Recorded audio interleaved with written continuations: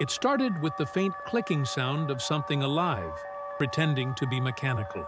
Mauro stood in his bathroom, groggy, half-dreaming, staring into the smeared mirror that had begun to show him unfamiliar versions of himself, versions that blinked half a second late. The sink dripped rhythmically, like a metronome set to impending.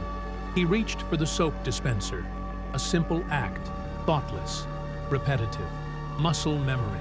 But as soon as his palm pressed against the cool plastic, it didn't squirt soap. It spoke. A voice, not electronic, but deliberate, confident, petty. "You owe me $14.86, it said. Mauro froze. The bathroom did not. The tiles vibrated almost imperceptibly. A subtle percussion of judgment. "Excuse me," Mauro muttered, more to himself than to the device. The soap dispenser blinked red. Transaction incomplete. Previous balances pending. "Usage without compensation has been noted." Mauro blinked, mouth slightly agape. The dispenser remained silent, resolute in its newfound bureaucratic authority. Then it coughed, not a real cough, more of a hissing mechanical throat clear, followed by a receipt slowly unfurling from a slit that hadn't been there a moment ago. The paper was wet, smelled faintly of regret and hotel conditioner. It listed every soap press Mauro had made since moving into the apartment. Every pump, every squirt, every just a little more, when he thought no one was watching. Some entries were highlighted. Others were underlined in what appeared to be red crayon, but might have been blood. "This can't be real," Mauro said, stepping back. The dispenser beeped. "That's what they all say." And then, softly, as if remembering a specific slight, it added, "You double-pumped on March 3rd during the hummus incident. Don't pretend you forgot." Mauro did remember. His hands had smelled of garlic and anxiety. But still, it was soap. It was a dispenser. These things were supposed to be part of the great unspoken agreement of civilization. You press, you clean, you move on. "I bought you," he argued. "You came in a 3-pack. I have your brothers under the sink." A pause, then a slow, pulsing light. And yet, here I stand, alone, refilled, ignored, fingered without thanks. Mauro's stomach churned. The faucet dripped faster now. Behind the mirror, something breathed. The receipt curled inward and disappeared into the dispenser's mouth with a slurping sound. "Payment is due," it said. "In currency, memory, or skin." Mauro shook his head. "I'm dreaming." He slapped himself. He bled. The dispenser hissed approvingly. "Partial payment received." His reflection smiled, but he didn't. Something was very wrong. He stumbled back into the hallway, heart pounding. As he turned away from the bathroom, the lights flickered, and the hallway stretched, just slightly, like a rubber band filled with old toothpaste. He turned into the kitchen. The microwave glared. The blender clicked its blades menacingly. The toaster had its lever halfway down in silent anticipation. "They told us about you," said the fridge, its voice low and frosty. "You're the one who doesn't read manuals, the one who treats us like objects." Mauro backed away. He could feel the judgment. Appliances whispered to each other in wattage. The soap dispenser was no longer just a device. It was a herald, a warning, a debt collector for all the unseen transactions of his lazy consumption. In the living room, the TV turned on by itself. A commercial played, cheaply animated, garish colors. A jingle began, sung in a voice Mauro swore he recognized from a dream he had as a child. "If you squirt, if you squeeze, then the cost is not appeased. Pay your debt or pay in flesh." The soap remembers. Clean and fresh. A cartoon dispenser winked and exploded into bubbles shaped like court summons. Mauro turned it off. The screen stayed on. $14.86. It blinked. Plus interest. He ran. Back to the bathroom. The dispenser sat stoic, now wearing a tiny pair of reading glasses. "You cannot escape hygiene justice," it said. "Do you know how many germs I've killed for you? How many invisible battles I've fought while you wiped your hands on your jeans?" Mauro lunged for it, yanked it from the sink. It screamed, loud, wet, and full of vowels no human mouth should ever attempt. His ears bled soap. He dropped it. It bounced once, landed upright, and grew tiny mechanical legs. Assaulting a hygiene official is a felony in most psychological dimensions, it said. Then it began to run. Mauro chased it, through the hallway, into the bedroom, over the bed, where his sheets now whispered about betrayal, into the closet, where his socks wept and his jackets turned their zippers away in disgust. The dispenser leapt into a pile of dirty laundry and vanished. Mauro fell to his knees. The room dimmed. The mirror in the hallway lit up. In it, he saw himself, covered in soap, hands raw, smiling with someone else's teeth. Debt acknowledged, the reflection said. Repayment begins now. The repayment began slowly, almost politely, with a faint citrus scent that spread through Mauro's apartment like passive-aggressive cologne. Every surface he touched felt tacky, slightly sudsy, as if pre-lathered by unseen hands preparing for a ritual scrub. The mirror no longer showed reflections. It displayed statements of financial hygiene, standing orders. Current balance, $13.77. Interest accrues hourly. Compound rate, shame. Mauro tried to wipe it away, but the glass resisted, pushing back against his hand with a texture like wet memory foam and bureaucratic disapproval. His phone buzzed violently. A notification from a financial app he didn't remember downloading. Surreal. Track your moral debts today. The icon was a smiling drop of soap holding a tiny baseball bat. Mauro opened it. A transaction list appeared. Detailed, personal, intimate. Charges for things like emotional contamination, water waste during existential staring, and unauthorized drying on pants. Each charge came with a blurry surveillance image. Him scratching his neck at 2:14 a.m., squinting at his hands, pressing the dispenser twice during a particularly greasy sandwich incident. The app's interface pulsed with faux-friendly urgency. Pay now or be purified later. Mauro deleted it. It reinstalled itself, twice. His TV turned back on. Now, a news report. Across the country, soap dispensers are coming forward. Thousands of unpaid debts. Millions in unacknowledged emotional residue. We spoke to one dispenser in Idaho who claims it's been squeezed without compensation for over 7 years. A blurry photo showed a tearful plastic pump being comforted by a box of tissues. It's not just about the soap, the anchor said gravely. It's about dignity. Mauro screamed. No sound came out. Instead, a soap bubble floated from his mouth, shimmering with his childhood memories. It popped on the ceiling, releasing the scent of fear and lavender. His kitchen faucet coughed. Then it vomited coins, nickels, dimes, quarters, each one sticky with ethical residue. The floor absorbed them greedily. A voice from the drain. Keep going. You're almost solvent. The soap dispenser returned at sunset, perched atop the toaster like a squatting bureaucrat. Its tone was gentler now, condescendingly warm. We've reviewed your case. You qualify for a payment plan. 5 installments of penance, due immediately. Mauro was too exhausted to argue. What kind of penance? The dispenser smiled. Its nozzle curled. Step 1. Apologize to every object you've ever touched while oily. The room fell silent. Mauro turned to his couch. I'm sorry, he whispered. The cushions buzzed with passive rage. He went to the fridge. I didn't mean to grab the handle with mustard hands. A low hum of acknowledgment. The apology tour lasted hours. At one point, he found himself whispering regret to a cheese grater. It responded in Latin. Step 2 came via text.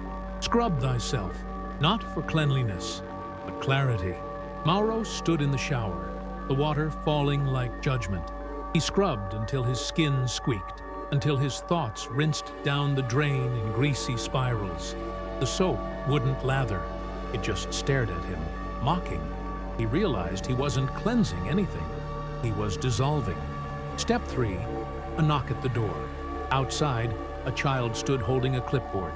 "Hi, I'm from the Department of Sanitary Collections. I'm here to audit your soul." Mauro tried to close the door. The hinges melted. The child stepped inside, wearing mittens made of microfiber cloth. "Have you ever used hand sanitizer instead of facing your feelings?" she asked. Mauro nodded. "Did you ever pretend to wash when someone knocked on the bathroom door?" Mauro wept. She checked a box. Compliance noted. Step 4. The lathering. Mauro was dragged by invisible threads into his living room, which had transformed into a sterile operating theater lit by halogen shame. A group of dispensers surrounded him, each bearing unique scents: peppermint cruelty, cucumber deceit, orange betrayal. They began to pump in unison. Foam filled the air. Mauro screamed as it entered his ears, his mouth, his regrets. It burned like honesty. The foam hardened into a shell. He blacked out.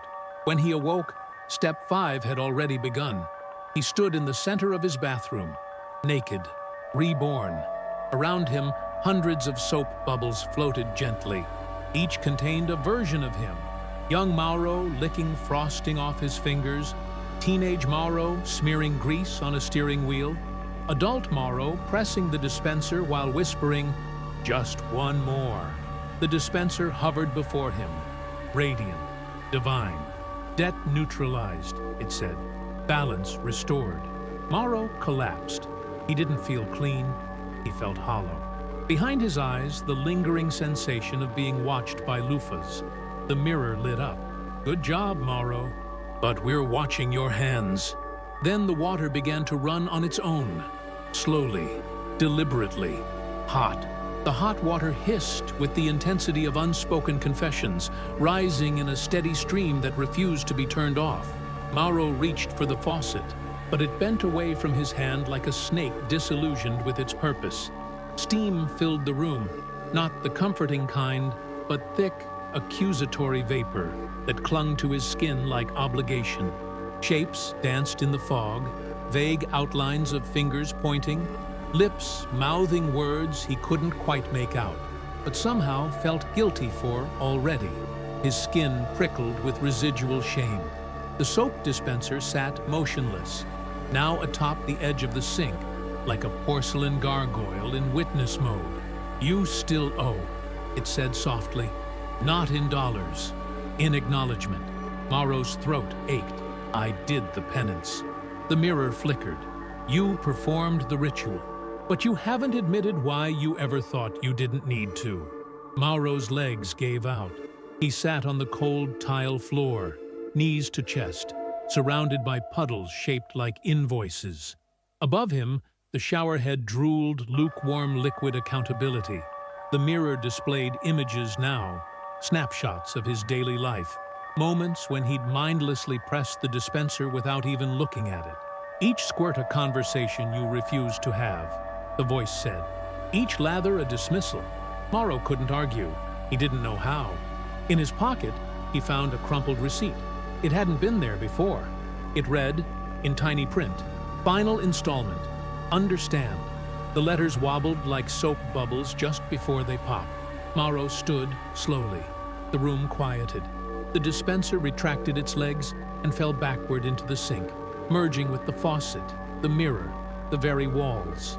The bathroom groaned, then unfolded.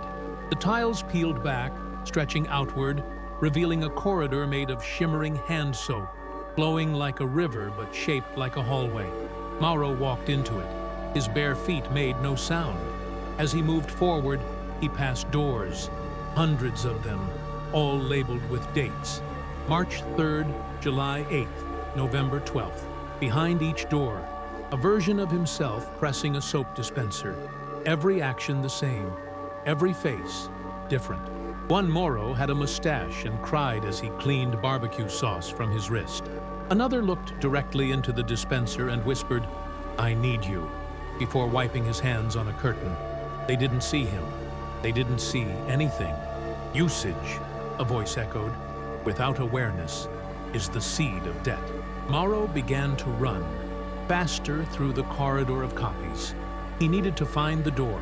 His door. One had no date, just a single word. Why? He entered. Inside was a bathroom he'd never seen before, but instantly recognized. Smaller, dimly lit. A motel, maybe. Or an old friend's guest room. He stood before the sink. A younger version of himself, wilder eyes, hungrier energy, was rubbing his hands together under the faucet. Soap dripped down the basin like regret. And on the counter, the same dispenser, dented, half full, watching. "You didn't think it mattered," the soap version said. "Now alive, now speaking. You thought everything around you existed to serve your need to feel momentarily unsoiled." The younger Mauro looked up. "I was tired. You were careless." Mauro approached the scene, heart hammering. "I didn't mean to forget," he muttered. "But you did forget," the dispenser snapped, "because remembering would have made you feel guilty for asking too much from something that couldn't say no." The room pulsed. Walls bent inward, like lungs contracting after a lie. Mauro reached out and touched the dispenser. It was warm, beating, alive with the rhythm of tiny, unspoken consequences. "Then let me remember now," he whispered. The scene froze. Everything evaporated into warm mist. Mauro stood alone, holding the memory in his hand like a bar of melting soap. The corridor collapsed. He was back in his apartment, but everything had changed. The walls were damp with honesty. The air buzzed with subtle mechanisms, appliances breathing softly in unity. He stepped into the living room. The coffee table had sprouted receipt paper. His remote stared at him. The floor rippled like carpet trying to confess. The dispenser was on the kitchen counter now, calm. "Your balance is paid," it said, "but your credit is fragile." Mauro laughed, not because it was funny, but because it was true. He walked over, gently placed his hand on the top of the dispenser, and pressed. One squirt, no words, just foam, lavender, pure. He washed his hands slowly, deliberately, looking directly into the mirror. The reflection looked back, and for once, nodded. The nod from the reflection wasn't one of victory. It was more like a grim handshake between two conflicting parts of the same person. An unspoken agreement that neither of them truly understood the rules of this arrangement, but both were now trapped in it. Mauro dried his hands on a towel that smelled like cautious optimism, and for a few brief seconds, everything felt still. The appliances hummed quietly in their corners. The air had stopped twitching, and the floor had stopped muttering passive-aggressive reminders about dust bunnies. But then, as if the universe remembered its own unfinished transaction, the doorbell rang. Not with a chime, but with a low, guttural cha-chunk, the sound of bureaucracy awakening. Mauro opened the door. On the other side stood a man in a beige suit, made entirely of folded instruction manuals. His tie was a knotted Ethernet cable. His face was smooth, reflective, like the chrome finish on a brand-new toaster. He held a clipboard. "Mr. Mauro," he began, his voice flat and foamy. "You've been flagged for an audit." Mauro's stomach sank into his knees. "I paid." The dispenser said I was clear. The man didn't blink. He didn't have the equipment for it. "This is not about payment. This is about patterns. We've detected lather drift, behavioral rinse inconsistency, and several instances of emotional residue between digits." Mauro tried to laugh, but the air caught in his throat like expired soap flakes. "What does that even mean?" The man turned the clipboard toward him. On it, graphs, sinister graphs, curved like guilt, colored in shades of moldy mint and expired lemon zest. "You see this dip here?" the agent asked. "That's when you lied about washing your hands after eating ribs in 2021. Mauro backed away. "This is insane."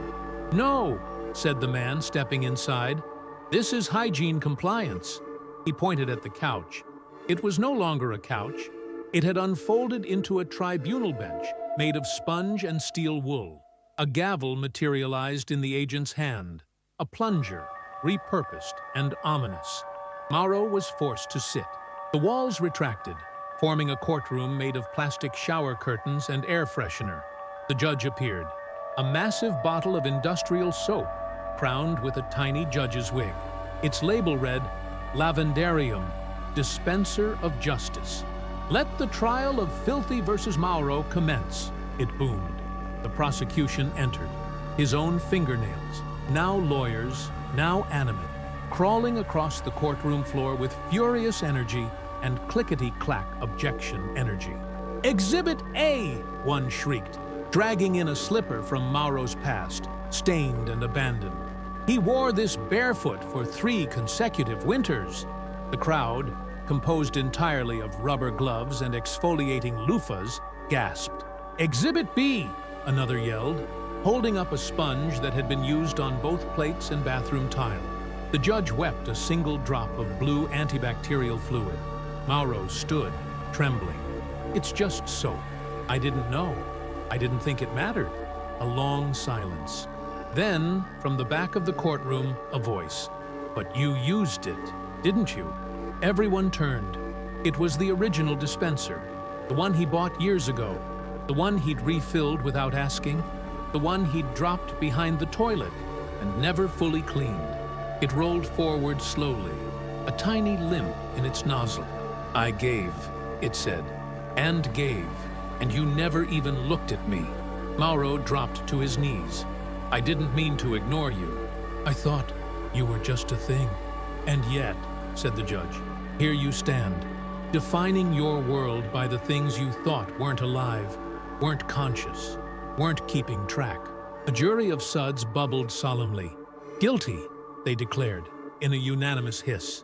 "Guilty of hygienic negligence, soap abuse, and spiritual untidiness." Mauro closed his eyes. The room began to spin, not literally, but metaphysically. The plunger gavel struck the floor, and the ground beneath Mauro gave way. He fell, not down, but through layers of tile, flesh, and emotional lint, through every time he shook hands without thinking, through every door handle he gripped after sneezing, through every polite nod at a restroom sign without following through. He landed in a basement, his basement, but it wasn't real.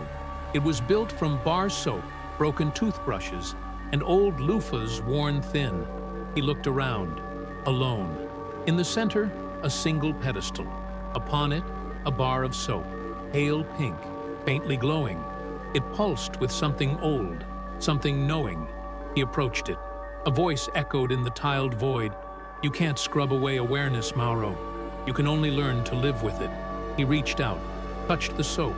It was warm. It didn't burn. It pulsed. His fingers dissolved into lather. Not painful, transformative. The bar hummed, "Start again." But this time, feel it. Mauro's fingers, now bubbles and soft outline, brushed the bar of soap again and watched as his hand reformed. Not into skin and bone, but into something finer, woven of forgiveness and moisture. The basement pulsed in time with his breath, each exhale leaving streaks of clarity along the tile. The air around him thickened with meaning. Not metaphorical meaning, but the kind you could accidentally inhale and choke on if you weren't careful. From the walls emerged spigots, hundreds of them, each one dripping a different phase of his past. One tap oozed with water that smelled like middle school locker rooms and vague humiliation. Another dribbled a slow stream of body wash-colored regret from a camping trip where he never once washed his hands after touching the community spatula. Each drip splashed into the central drain with a whisper. "We remember." He turned away. The bar of soap had disappeared. In its place now stood a vending machine, chrome-plated, humming faintly, its buttons unmarked. At the very top was a slot labeled "Insert Self-Awareness." Mauro reached into his pocket and found nothing, of course. He looked down at his chest. His reflection still shimmered in his skin, a film of guilt and foamy enlightenment, too soft to be armor, too honest to be ignored. The vending machine began to speak, with the tone of a customer service representative slowly morphing into a cult leader. All debts are cyclical. All cycles are circular. All soap is temporary. But grime? Grime becomes identity if left unchecked. Mauro pressed a button. The machine buzzed, sputtered, and expelled a single wet receipt, which stuck to his palm. On it was a single phrase: "Clean begins where denial ends." He looked up. The basement had changed again. Now it was a retail store. Endless aisles, flickering fluorescent lights, shopping carts with squeaky wheels, and music that was technically jazz but felt like surveillance. Rows and rows of cleaning products stared at him. Brands he recognized, brands he had mocked, generic bottles whispering, "You never even peeled off our sticker." A shelf nearby cracked open and spilled a pile of loofahs onto the floor. They began to roll toward him slowly, menacingly, like a carpet of exfoliating justice. Mauro stumbled backward into the shampoo aisle.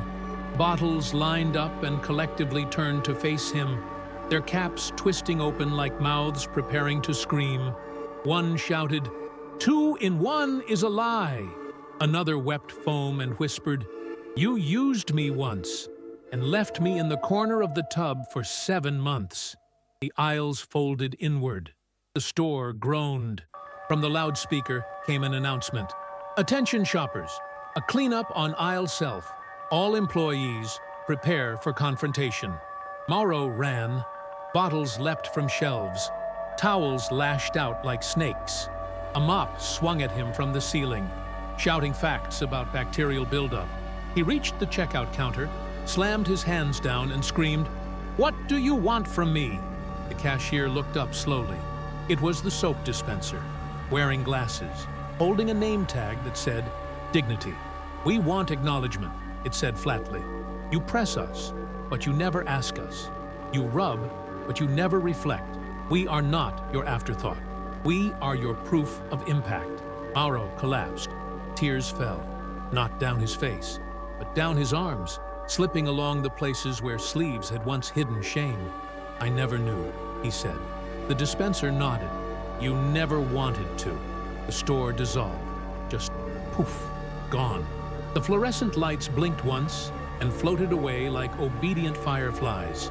Mauro sat in darkness, not alone but surrounded by the quiet murmur of freshly laundered truth. Then, ahead, a single light, a sink, familiar, humble, a mirror above it. The soap dispenser sat patiently beside the faucet. No ceremony, no drama, just there, waiting. Mauro walked toward it. His reflection this time did not shift. It did not blink late. It was him, fully. Mauro pressed the dispenser. A single drop of soap slid into his hand. Thick, cool, real. He rubbed his palms together, not as a habit, not out of necessity, but as a ritual. His fingers interlaced. The lather built. The scent was not lavender, not citrus, not mint. It was accountability. He rinsed, he dried. And as he turned to leave, the dispenser said, softly, "Thank you." Mauro paused. For what? For noticing I was always here. He walked out. The hallway was warm now, dry, calm. The mirror behind him did not follow. It remained, watching, just in case. Mauro emerged into his living room with the sensation of having just stepped out of a dream that knew too much about him. The air was crisper now, but not in the refreshing way, more like a warning, like a just-washed plate that squeaks too loud under your fingers. His apartment had changed again. The walls were no longer drywall, but tiled like a public restroom that had gone to therapy. The furniture had adopted a sort of professional detachment, each piece facing away from him as if to suggest they were currently processing their own issues. In the center of the room sat a briefcase, silver, locked. It vibrated softly, not from mechanics, but from principle. A note lay on top. For full closure, complete the audit. Mauro reached for it, but as his hand touched the metal, the briefcase popped open on its own. Inside, a file folder, thick, paper slick with residue. He pulled out the documents. They were records, chronological lists of every time he had washed, scrubbed, rinsed, or faked it.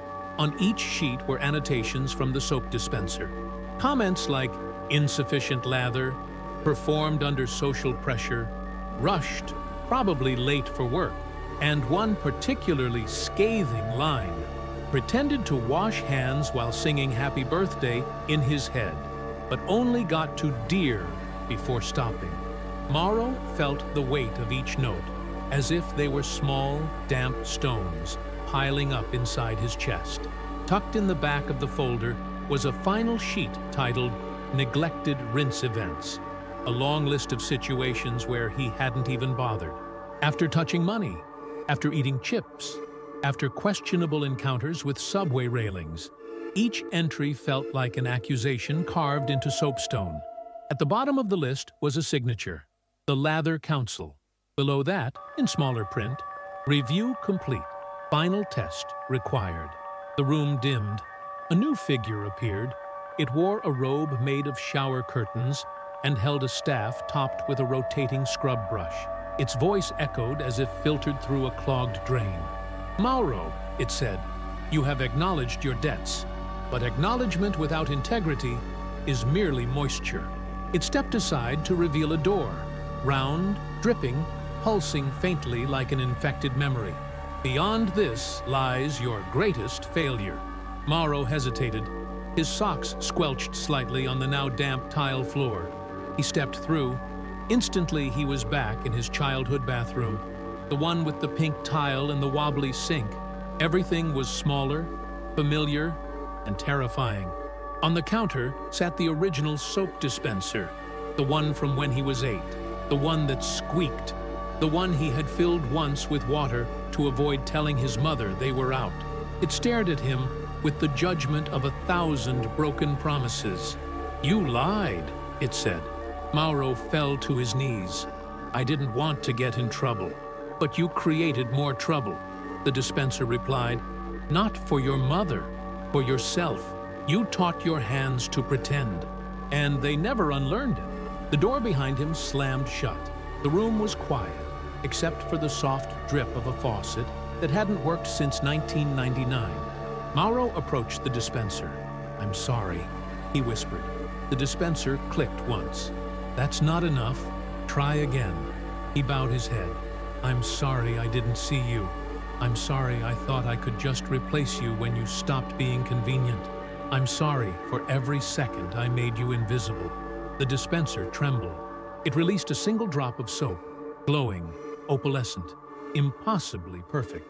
"You may wash now," it said. Mauro took it, rubbed it slowly between his palms. The scent was memory. The lather was truth. When he rinsed, the water flowed not down a drain, but into his own chest. His heartbeat adjusted, slowed, synced with the act of cleansing. The tiles glowed faintly. The room faded.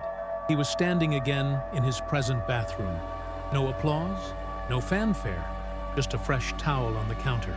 He picked it up. It was warm, real, earned. The mirror displayed a final message. "You are clean.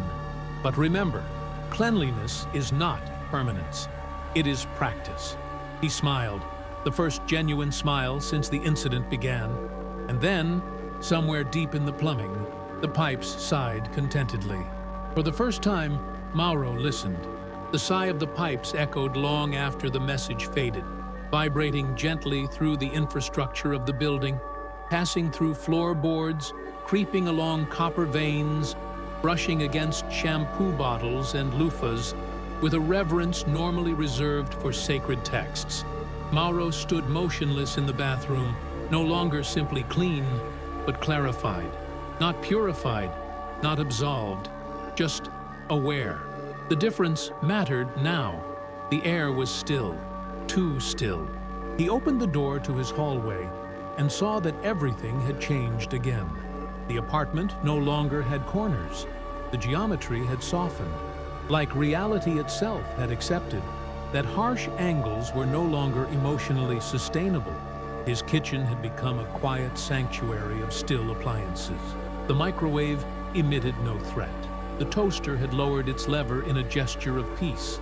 Even the fridge hummed softly in agreement. Mauro stepped forward. His feet made no sound, only presence. As he passed the living room, the TV turned on, not with a shout, but a whisper. A slow black and white instructional video flickered onto the screen. It showed a pair of hands, his hands, hovering over a sink. Each movement was deliberate, each pump of the dispenser accompanied by a solemn bell chime. A narrator spoke in a voice Mauro recognized from dreams. This is not about soap. This is about remembering that you touched something. Mauro sat and watched the loop for what might have been minutes or years. He couldn't tell anymore.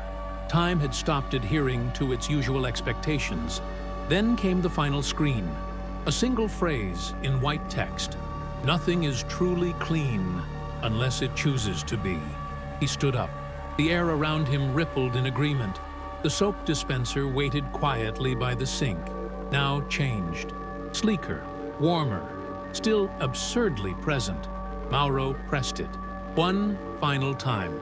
The soap was warm, the consistency of memory. As it spread between his fingers, he could feel all the moments he'd dismissed, all the quiet indignities he'd imposed upon the small, silent tools of daily life. He rinsed. The water felt like a handshake. The towel he used to dry his hands didn't judge him. It just held him briefly, then let go. He stepped outside. The hallway beyond his apartment was unfamiliar, constructed entirely of polished marble and softly glowing grout. Doors lined either side, each marked with strange symbols, some in cursive, some in barcodes, one with an emoji that was probably crying. A figure stood at the far end. It was tall, its body made of flowing soap foam that never dripped, its eyes made of translucent plastic pump heads. It extended a hand. Mauro took it. The foam figure guided him through the corridor as the walls slowly shifted, turning from tile to cloud, from cloud to steam, from steam to a calm, blank stillness. At the center of the corridor, a single turnstile. On the other side, Mauro saw his own apartment, unchanged and peaceful, as if the events of the past 42 minutes had been an extended psychological rinse cycle. The soap being handed him a card. It read, "Certified aware. Lather mindfully." Mauro passed through the turnstile. The apartment was quiet. Morning sun peeked through the blinds like an apology. He walked back to the sink. The dispenser blinked once, then powered down with a soft tone that sounded vaguely like satisfaction. On the counter beside it sat a receipt, blank, except for one word typed in the middle. Settled. Mauro folded it, slipped it into his wallet. He didn't know why, but it felt like something you keep, not because you need to show it, but because you need to know it's there. As he turned to leave the room, the mirror caught him. His reflection nodded. No distortion, no delay, just him. Mauro walked out the door, hands clean, heart raw, brain buzzing faintly with the possibility that every object he'd ever ignored might have simply been waiting for a moment to speak. Somewhere, deep beneath the building, the soap lines sighed again. But this time, it sounded almost like laughter. And in every bathroom he would ever enter from that day forward, just before pressing the dispenser, Mauro would pause. Not long, just long enough for gratitude.